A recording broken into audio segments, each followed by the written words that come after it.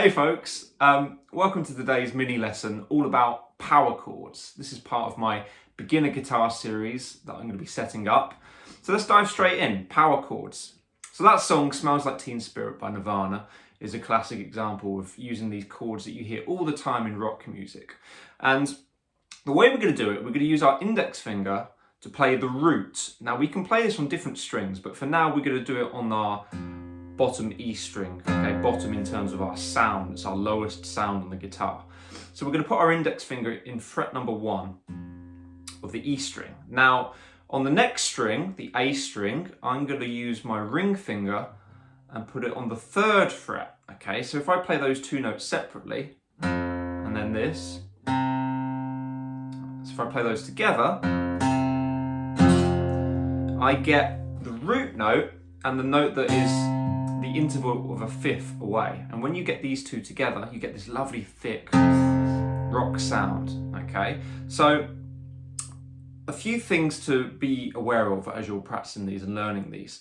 It's very important where your wrist is. You can see that my wrist is dropped down. Now I've done this by having my thumb about halfway down the back of the guitar neck, and I'm trying to keep it fairly straight.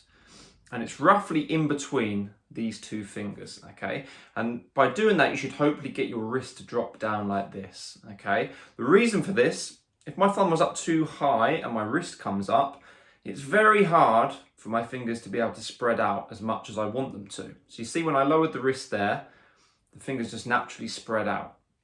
And it also helps to keep your index finger nice and straight, and that's gonna rest on our higher strings to stop them from ringing out, which means if we're using a pick, we can strum the hell out of the strings and we're not gonna have to worry about getting unwanted noise from our higher sounding strings. So that's the first thing, is to try and get those two to be nice and clean, so you get this nice sustained sound, okay? And the beauty of these chords is you can move them to any fret on these E and A strings. You can also move the chord shape one string towards the ground, if you're thinking of it this way, or in terms of our string numbers, we go one string higher. So my root note is now on the A string, and my 5th interval is on the D string. Okay, so that song that I showed you at the beginning, Smells Like Teen Spirit, I started on my E and A strings, and I kind of play it 3 times. Then I move it down, and I play the next shape 2 times. Let me demonstrate that again. Okay, now to do the second part of that riff, I'm then going to go back up to my E and A string, but I'm going to move along to frets 4 and 6, and then do exactly the same thing. Play this 3 times, and then move it 1 string towards the ground, both fingers, and play it 2 times. So I get this.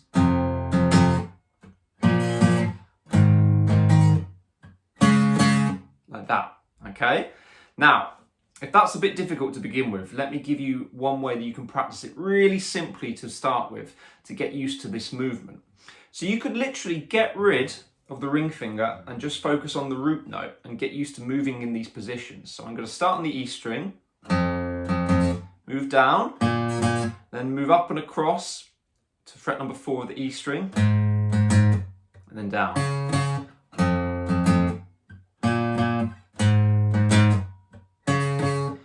So that gets you used to moving sort of vertically and horizontally on the guitar. When that starts to feel nice and simple, then you can add the ring finger into it and move it as a block.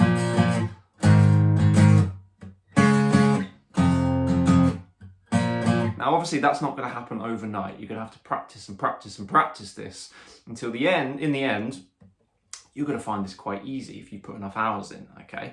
Now, the final kind of challenge you can add, if that starts to feel nice and simple, if you want to thicken out the sound even more, you can add your pinky to the shape on the D string in this case. So I've got my index finger on E, ring finger on A, and then pinky goes on the D string just underneath the ring finger. So they're both in the same fret, but on different strings. So then I can play 3 strings. I get my root, my interval of a 5th, And then I get my root again, but in the next octave, and that just gives you a slightly thicker sound again.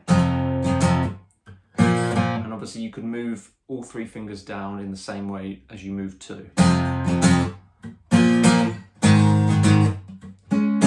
Like so.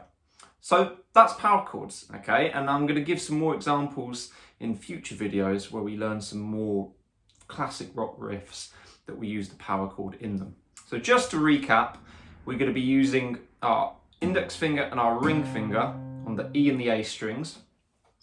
Wrist position is vital. I've dropped my wrist down. My thumb is halfway down the back of the neck between my index and ring finger, and it's fairly straight. I don't want it to be to the side because that's going to get my wrist kind of tensing up and going this way. So the wrist position is key. That's going to enable your index finger as well to stay flat across all 6 strings, okay? So that's your shape, and then you're trying to get a nice tone from both strings.